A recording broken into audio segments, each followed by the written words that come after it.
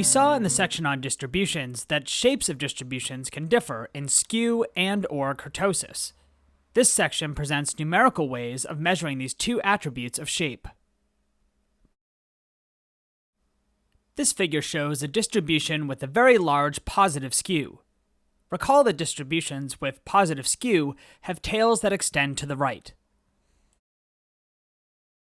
Distributions with positive skew have larger means than medians. The mean and median of the baseball salaries shown in this figure are $1,183,417 and $500,000 respectively. Each unit on the x-axis represents $10,000. For this highly skewed distribution, the mean is more than twice as high as the median. The relationship between skew and the relative size of the mean and median led the statistician Pearson to propose this simple and convenient numerical way of measuring skew. Remember that lowercase sigma represents the standard deviation.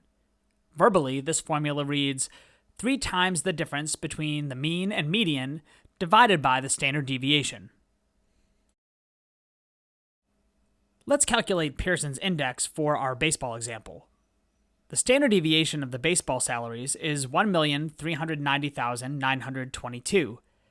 Therefore, Pearson's measure of skew for this distribution is 3 times the quantity 1,183,417 minus 500,000 divided by 1,390,922, which equals 1.47.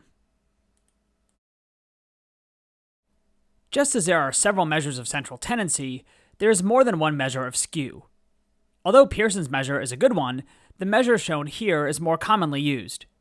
This measure is sometimes referred to as the third moment about the mean.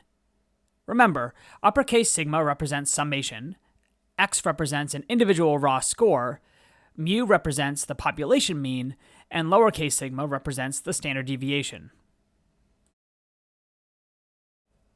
Use this formula when estimating the skew where n is the sample size, m is the sample mean, and s is the sample standard deviation.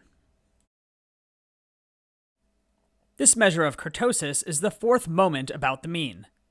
The value 3 is subtracted to define no kurtosis as the kurtosis of a normal distribution.